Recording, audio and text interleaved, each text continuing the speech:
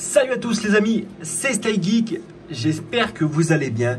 Aujourd'hui on fait une vidéo un peu particulière du coup pour ceux qui ont suivi la petite mésaventure qui m'est arrivée avec un client sur un rig à peu près qui était composé de 6 cartes que de la AMD.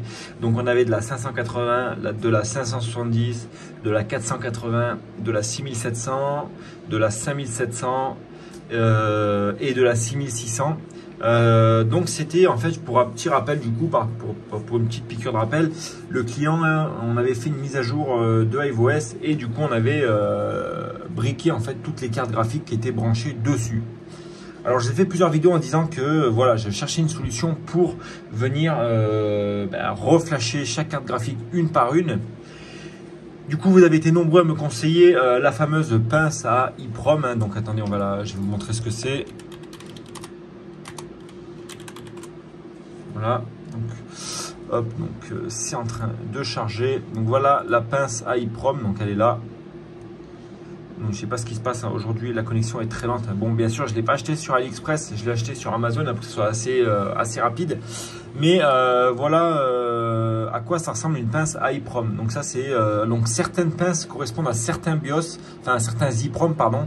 Et vous allez pouvoir, en fait, vous ne pouvez pas tout lire hein, avec certaines pinces. Donc vérifiez bien du coup le modèle de votre pince avant de commander et la compatibilité bien sûr avec vos EEPROM de vos cartes graphiques hein, bien sûr.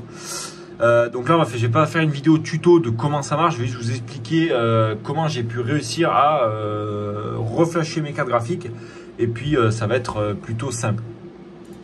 Donc voilà, donc j'avais perdu en fait, le client avait perdu tous les BIOS de ses cartes graphiques, donc il était impossible de les reflasher soit en mode maintenance, soit via Windows, soit via iOS, etc. Elle n'était plus reconnue nulle part et elle donnait plus aucun signe de vie. Donc tout simplement, qu'est-ce qui s'est passé? Bon là, la 6700 elle a été retournée chez le fournisseur hein, je l'ai reçue ce matin même. Donc voilà, on l'a branchée pour essayer de voir si elle tournait très bien. Donc là elle tourne très bien. Par contre la 480, la 580 et la 570 ont été reflashées via la pince à EEPROM.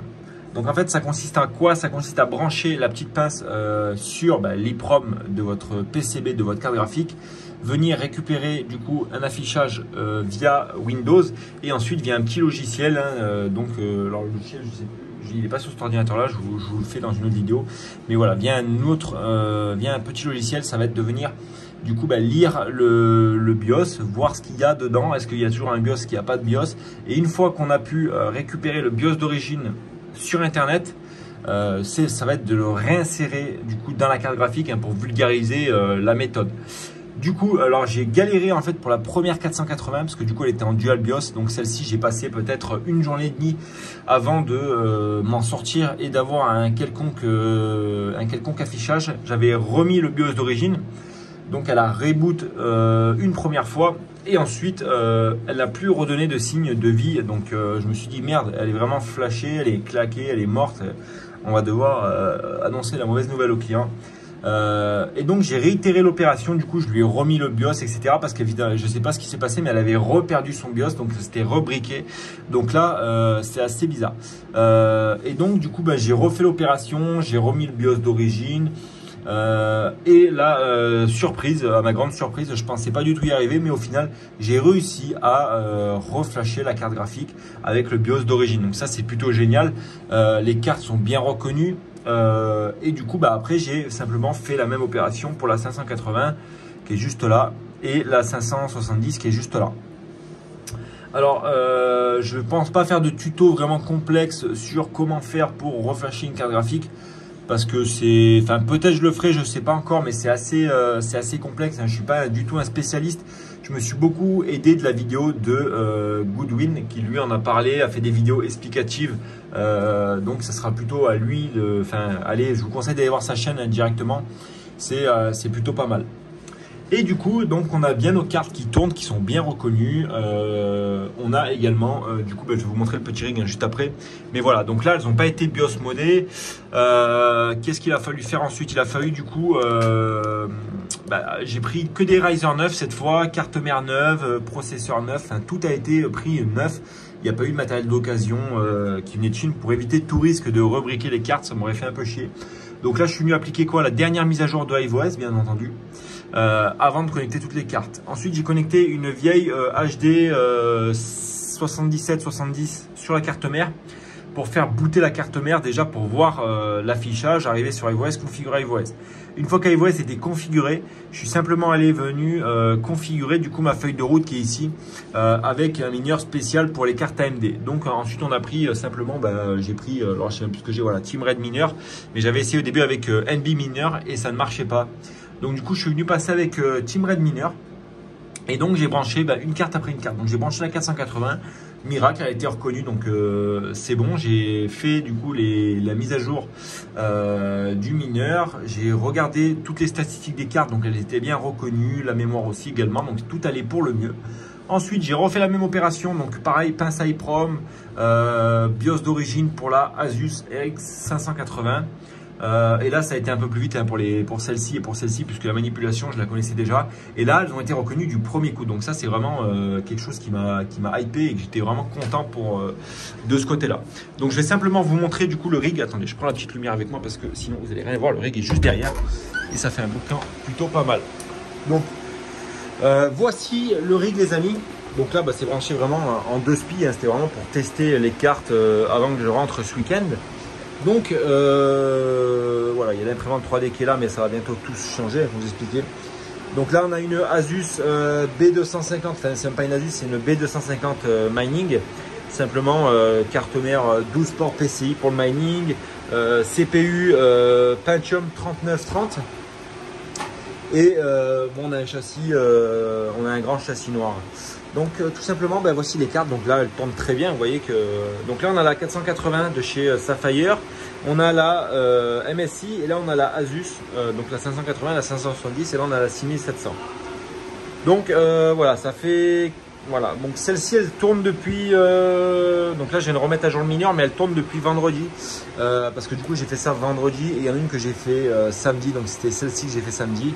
Mais voilà, pour le reste, ça tourne depuis vendredi, donc je suis plutôt surpris et vraiment content d'avoir pu sauver ces trois petites cartes. Donc il va me rester la 5700 que je vous avais montré, vous savez les 5700, les fameuses 5700 du Seigneur. Voilà, ça va être la fameuse carte à essayer également de rebiosser.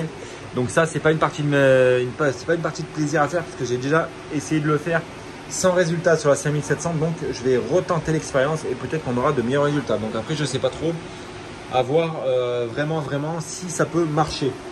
Alors pensez à faire une chose les amis, quelque chose qui est vraiment important, c'est quand vous montez un de vos rigs, pensez à toujours checker vos risers sur une seule carte et les tester tous en fait. Parce que si vous mettez tous vos risers et que sur le lot de 12 risers par exemple, vous avez un riser qui est défectueux ou 3 risers qui est défectueux, vous allez peut-être griller 3 cartes. Alors peut-être griller 3 cartes, c'est pas sûr, mais il y a des risques d'endommager des cartes graphiques par la suite.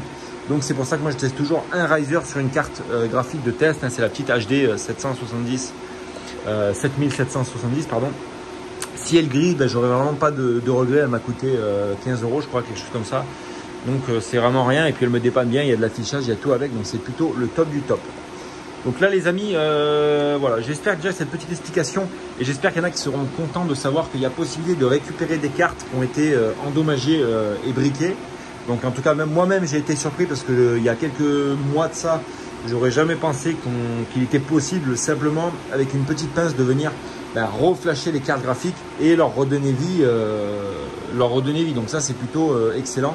Donc vraiment à essayer également par la suite si jamais j'arrive à trouver des cartes graphiques d'occasion qui sont HS, des fois essayer de leur redonner vie. Donc dites-moi si c'est des vidéos qui pourraient vous intéresser, d'acheter sur le Bon Coin, il faut le Bon Coin espagnol, des cartes graphiques HS et essayer de les réparer.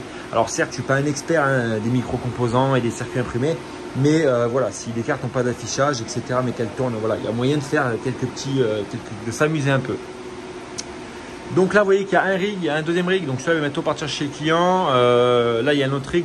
Là j'avais mis un PC que j'avais en haut à miner avec du Raptorum, mais il s'est éteint, donc il faudra que je m'en occupe.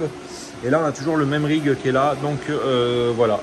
Alors donc tout ça, ça va s'enlever, hein, je vous dis d'ici quelques jours.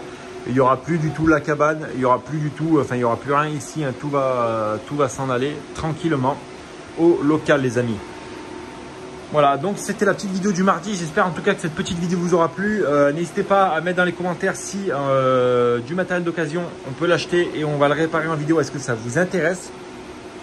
Moi, je vous dis à demain pour une nouvelle vidéo. C'était Stay Geek. Ciao, ciao!